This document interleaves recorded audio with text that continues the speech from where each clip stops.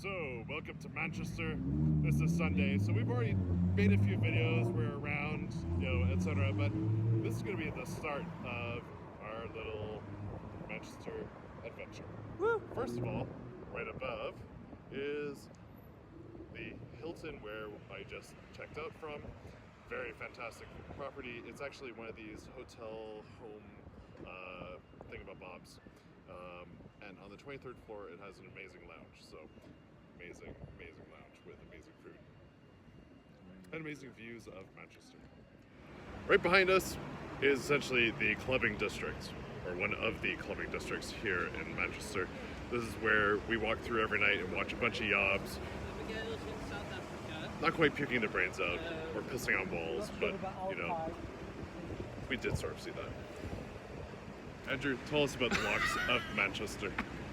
The wonderful Manchester kind of Rochdale Canal, where an awful lot of the trade and the cotton mills and everything else used to kind of come through here. So it's got an awful lot of history and it's still working today. Lots and lots of canal boats still go up and down this canal constantly. And you can actually walk down the canal right through to the gay village. And behind me is an apartment building, but it's not just any apartment building. It is where the Hacienda used to stand. And the Hacienda was an amazing club that was owned by Factory Records and the band members of New Order. It is probably one of the most important clubbing institutions in the UK. Probably number one, given the impact it had on the world, especially the world of rave and techno and stuff like that. So lots of bands played here, some amazing bands.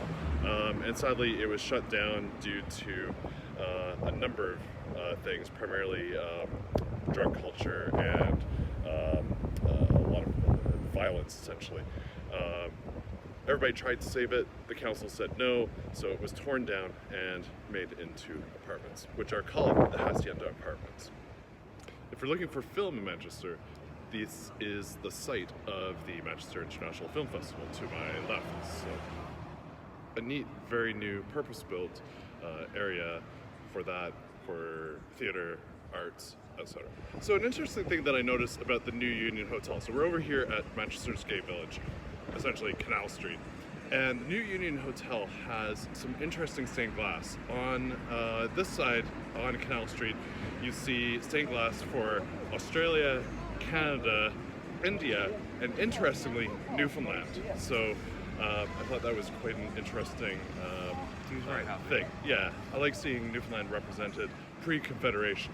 Just moving over a little bit closer towards the front of the New Union House, you'll notice an interesting feature that's on it.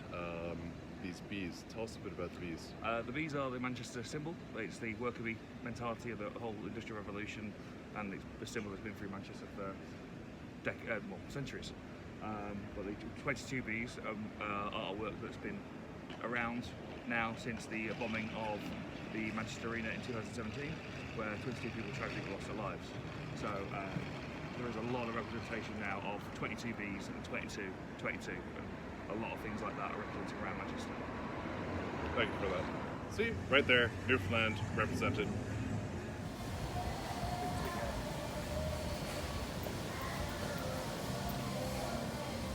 Yay, Canadian music playing. We've got On Bar here. Used to be called Mantos. It was one of the first open spaces of gayness in the village because they made the front completely glass. And it was like, okay, we're here, we're queer. Nice. So our first night in the village here, Andrew and I ate at this new restaurant, which used to be an Italian restaurant, right? Italian, yeah. And now it's this really epic Chinese hot pot place that doesn't have English menus. It's all fully in Chinese and it's done via your phone. So the staff actually end up having to translate for you. But we ended up walking in and then, because there was nobody in the place, and then a whole bunch of people sort of went in and started eating. So it was kind of epic. But yeah, we were still last there then. Yeah, we were first in, last out. So it took like nearly 2 hours eating. Yeah, but fantastic, a nice find here in Manchester, and definitely recommend it. And we think it's called Schwan. Or Shan. Schwan, probably. Yeah. and a place where the drinks are definitely not free. Club Tropicana. What they didn't realize was after the Wham song, there would be a whole bunch of Club Tropicanas opened up in the United Kingdom, right? Yeah. Mm-hmm. Yeah, because everyone keeps mistaking it for somewhere else in London, Newcastle, everywhere else. But yeah. Nice. So, up above the restaurant. For our lesbian sisters, vanilla is for you. So, this is the full-on women's bar. Anything you can tell us about it? Majority women only. So, has a male-friendly atmosphere occasionally. But yes, it's a very much a female-only safe space for all the wonderful lesbians in our world to go and visit. Yay! Women's space. Even down to having gay girls advertising. Yeah. Tea. High tea. Tea. So, what are we having? English breakfast tea And Earl Grey. with high tea sandwiches, including cucumber sandwiches, and scones or scones, depending on where you're from, with jam and cream, and then cakes. The only way to spend an afternoon. Tea. Hello, everybody. We are in Manchester. Manchester. Yeah, a city that's very close to my heart. And right behind us, this is the famous Moody Bear, also known as Andrew. But behind us is a place called Eastern Bloc. Eastern Bloc is iconic in the electronic music industry because of their collection of acid house, electronica, drum and bass, you name it, they have it, or they have a lot of underground stuff. And of course, I just bought a bunch of vinyl from them, so it's a really good acid house. So Really nice. yeah. So if you need your fix of electronica, Eastern Bloc is the place to go to. I'm gonna do coffee too. They now have a coffee shop in the place. So they've been here about 8 years. They were around the corner prior to that. So like many major cities in the world, many that have been hard hit by HIV and AIDS often have a memorial. In Toronto, we have one at Cawthra Gardens, which is a beautiful walk and fantastic. Here we have The Beacon of Hope. which is Basically a memorial to HIV and AIDS throughout the Northwest from the start of it from 1982 to now, and the history of the entire HIV and AIDS epidemic from then. and it used to be lit. They no longer light it at this point. It seems not to be lit, mainly because of foliage that's here in the park. And which park is this? This is Sackville Gardens. So Sackville Gardens reminds me of Sackville, Quebec. So it's a beautiful park here, just next to where they're doing a lot of the construction in the village here, plus across from the canal from the actual village.